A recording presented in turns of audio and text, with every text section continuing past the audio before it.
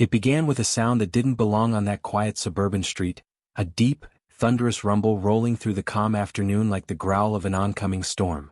Curtains shifted. Dogs went silent. Even the wind seemed to pause. 4 Harley engines roared down the lane, their chrome bodies gleaming under the sun, their riders dressed in black vests marked with red flames and skull insignias. The neighbors whispered the name with unease, Hell's Angels. To some, they were chaos on wheels. But to others, they were men who carried justice in a world that had forgotten mercy. The engines slowed as the bikers rolled past a row of pastel-colored houses, the kind with flower beds and white fences. It was the last place anyone expected to see them. But there on the corner, something unusual caught Ryder's eye. A small voice rose above the echo of the engines. Trembling, soft, and heartbreakingly young. "Sir, will you buy my bike?" The leader, a man with a long beard and eyes the color of worn steel, pulled the clutch and stopped. The others followed, engines idling low like restless beasts. Standing at the edge of the sidewalk was a little girl no more than 6, maybe 7. Her hair was tangled but golden in the sunlight, and her dress looked like it had once belonged to happier days. Next to her stood a pink bicycle, the kind with white ribbons and a tiny basket in front. A faded cardboard sign hung from the handlebars. "For sale." Ryder turned off his bike and climbed down slowly. The pavement was hot beneath his boots. The air felt heavy with something he couldn't name, maybe guilt, maybe fate. He crouched so his eyes met hers. "What's your name, kiddo?" "Mira," she whispered. Her voice cracked on the second syllable, and that's when he noticed her trembling hands clutching the cardboard. Her eyes, too old for such a young face, were glassy and hollow, as if the world had already taken more from her than it should. Behind her, beneath the shade of an oak tree, sat a woman, thin, pale, and slumped against the trunk. A worn blanket covered her shoulders. Her eyes were closed, her lips dry. Ryder's throat tightened. "Is that your mom?" Mira nodded. "Mommy hasn't eaten in 2 days. I thought maybe if I sell my bike I can buy her food." The street fell silent. Even the engine seemed to go still. Ryder blinked hard. He wasn't a man easily shaken. He had seen fights, funerals, and betrayal. But something about that little girl, standing in her tiny shoes with so much courage and desperation, broke something inside him. The other bikers, Tank, Viper, and Mason, stood behind him, exchanging silent glances. They were men built of grit and scars, but in that moment, every one of them felt small. "Why don't you tell me what happened?" Ryder said gently. Mira hesitated, then took a breath. "Mommy used to work at a catering company. She loved her job. But her boss, Mr. Hensley, fired her when the company lost money. She begged him to let her stay. She said she'd work double shifts, clean the floors, anything. But he said she was replaceable." Ryder's jaw clenched. "Since then," she continued, "Mommy got sick. We ran out of food. I wanted to help her, so I thought I'd sell my bike." She looked down at the sign, her eyes filling with tears. "It's all I have left that's mine." For a long moment, Ryder said nothing. Then he stood, turned his head slightly, and exhaled through his nose, a sound like restrained thunder. Tank, the biggest of them, took a half step forward. "Ryder?" he said quietly. Ryder reached into his vest and pulled out his wallet. Without saying a word, he placed a thick fold of cash into Mira's small, trembling hand. "Keep the bike, sweetheart," he said softly. "That's yours. Always." Her eyes widened, but before she could speak, Ryder continued.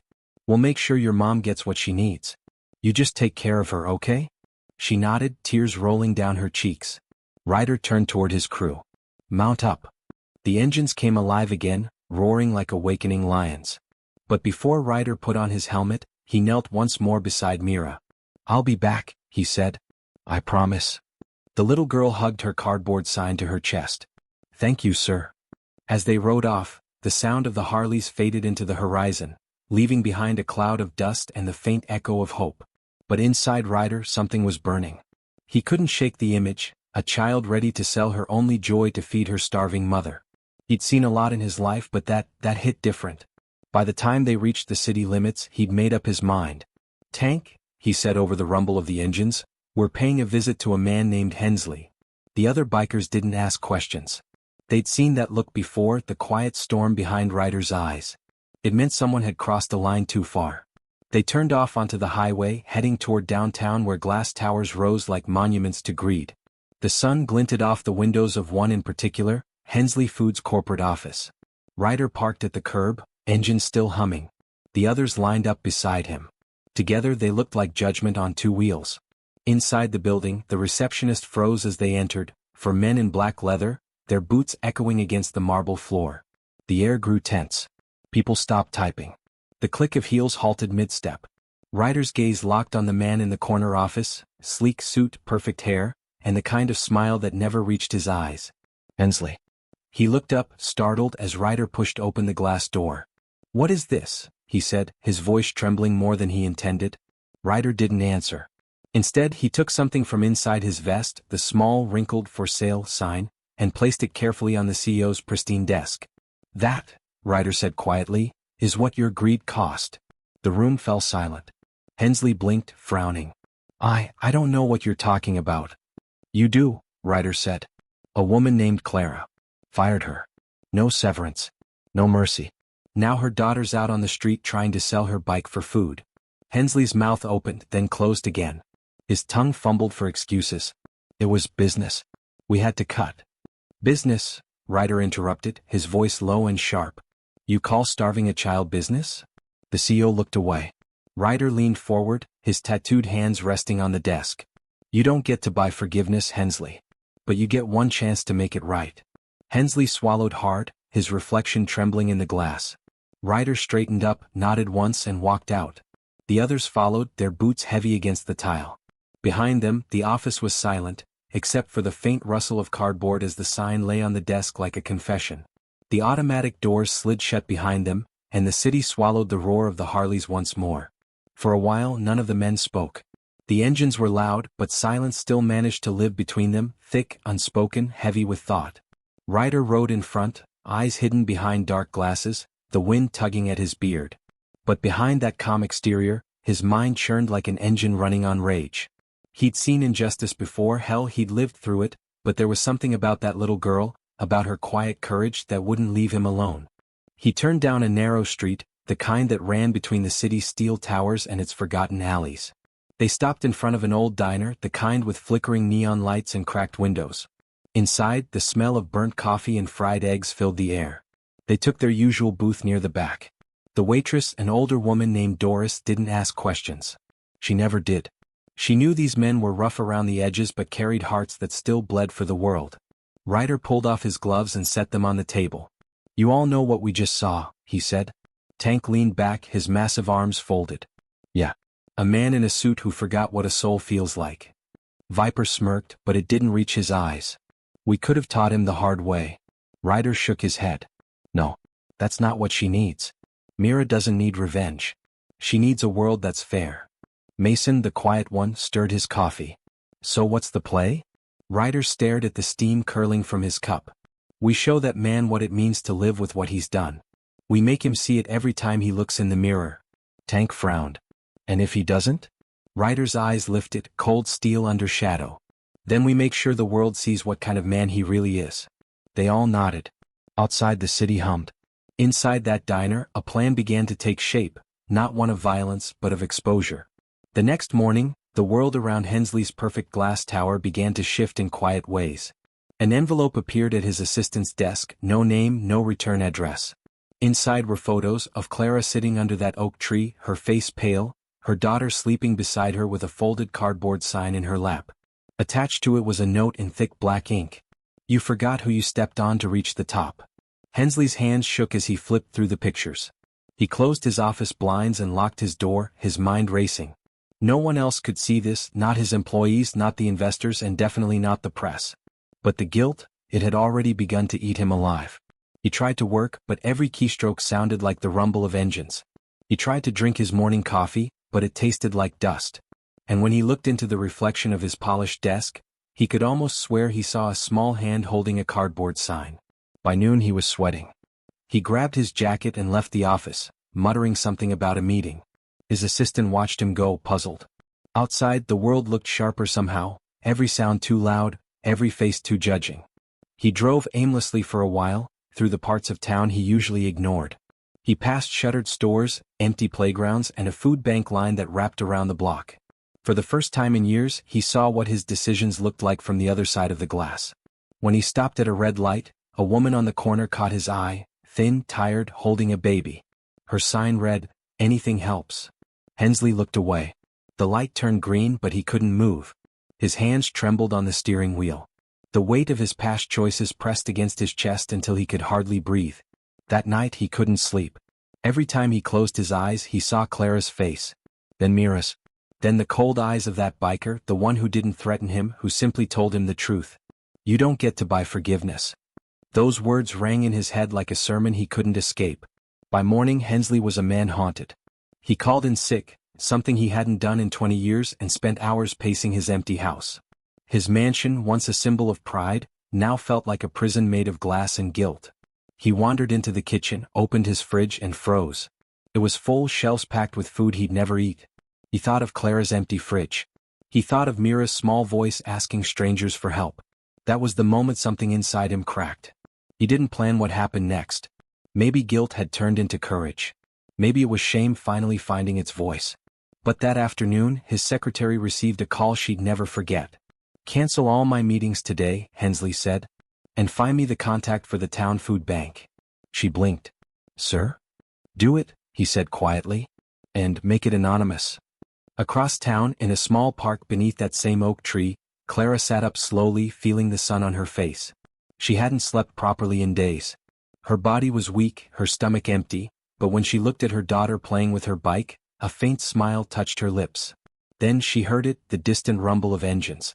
Her heart skipped. Ryder and his crew rolled to a stop beside the curb. The sound that once made people hide now made Mira run forward with joy. "You came back," she cried, her little arms wide. Ryder dismounted, kneeling to meet her. "Told you I would, didn't I?" Tank pulled a grocery bag from his saddlebag, packed with bread, milk, and canned food. "We brought something for you and your mom," he said, grinning. Clara tried to stand but swayed slightly. Mason hurried to her side, steadying her gently. "You don't have to," she began, but Ryder cut her off softly. "We know. But we wanted to." Tears filled her eyes. "I don't know how to thank you." Ryder looked at her, really looked. There was strength there, even in her exhaustion. "You just take care of that little one," he said. "That's all the thanks we need." As they unloaded the food, Mira handed Ryder a small flower she'd picked from the grass. "For you," she said shyly. He smiled, a rare thing for him. "Thank you, sweetheart." The men stayed for a while, fixing Clara's old bicycle, tightening bolts, cleaning the chain. They ate together, simple bread and cheese, but it felt like a feast. For the first time in a long time, laughter echoed beneath that oak tree. When the sun began to dip, Ryder stood, slipping his gloves back on. "We'll check in again soon," he said. Mira looked up. "Will we see you tomorrow?" He smiled faintly. "Maybe not tomorrow. But you'll see me again. I promise." The engines roared once more, but this time the sound wasn't frightening. It was comforting, like the growl of distant thunder promising rain after a drought. Clara watched them go, her hand pressed to her chest.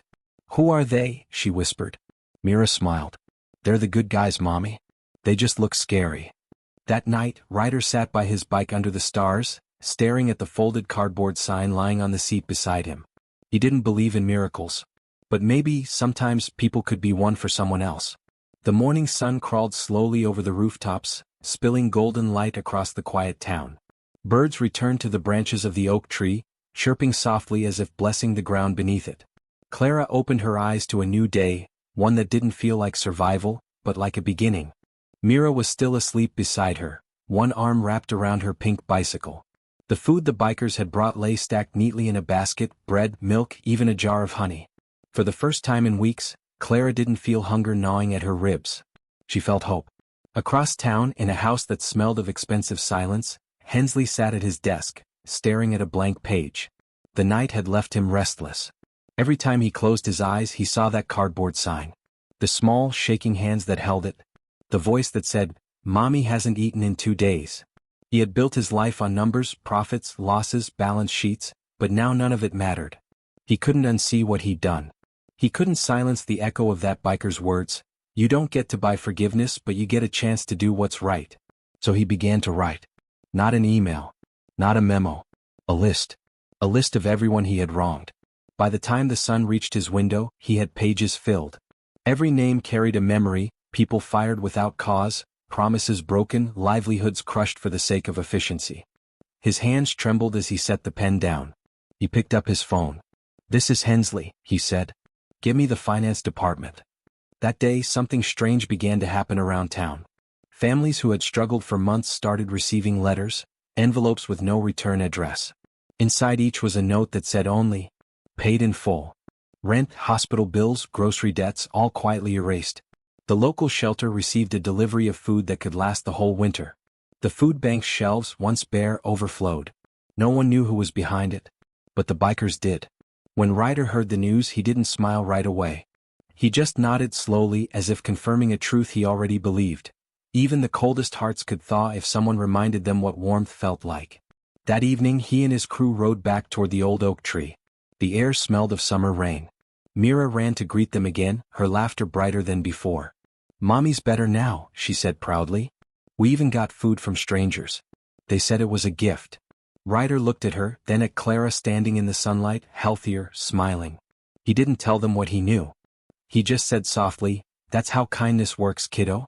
It always finds its way back." The engines purred quietly as the sun dipped behind the horizon, painting the world in gold and fire. Days turned into weeks, and life began to bloom again where despair once rooted itself. Clara found work at a small cafe downtown, the kind of place that smelled like roasted beans and second chances. The owner, an older woman with kind eyes, said she'd seen Clara's story shared on social media, not by name but by spirit. "A mother and a little girl who never gave up," she'd said. "That's the kind of heart I want in my shop." Every morning, Clara would tie her apron, brush a strand of hair from her face, and whisper a thank you to the world, and to the strangers in leather who'd rewritten her fate. Mira, on the other hand, rode her pink bicycle to school again. The basket now carried books instead of worries. Sometimes she'd stop by the roadside and offer an apple to a stray dog, or a coin to a street musician. She'd learned something powerful: you don't have to be big to make a difference, you just have to be kind. As for Ryder and his crew, the road called them again, miles of asphalt stretching into forever. But something about them had changed too. The fire in their engines now burned cleaner, driven not by rage but by purpose. Wherever they rode, they looked for those small corners of the world where kindness had gone missing. And when they found them, they left something behind: a full grocery bag, a repaired roof, or sometimes just a folded piece of cardboard with 2 words. "Still believed." One evening, as the sun melted into the horizon, Ryder parked his bike by a lakeside. The wind was soft, carrying the scent of pine and rain. He sat there for a long time, helmet resting beside him, staring at the ripples across the water. For the first time in years, he didn't feel the weight of loss on his shoulders. He thought of his son, his father, and the people he couldn't save. And somehow he knew saving Mira and Clara had saved a part of himself too. He took a small notebook from his pocket, the kind riders used to jot down routes or thoughts. On the last page he wrote, "If one act of kindness can change a day, maybe 1,000 can change the world." He tore the page out, folded it, and let it drift into the lake. The wind carried it across the water like a prayer that didn't need words. Far away, under the same sky, Clara looked up at the stars with Mira curled beside her. "Do you think we'll ever see them again?" Mira asked softly. Clara smiled. "Maybe not. But sometimes the people who save us aren't meant to stay. They just remind us how to keep going." The night was quiet, peaceful. Somewhere in the distance, the faint rumble of Harley engines rolled through the wind, not loud, not wild, just steady. It was the sound of hope moving on.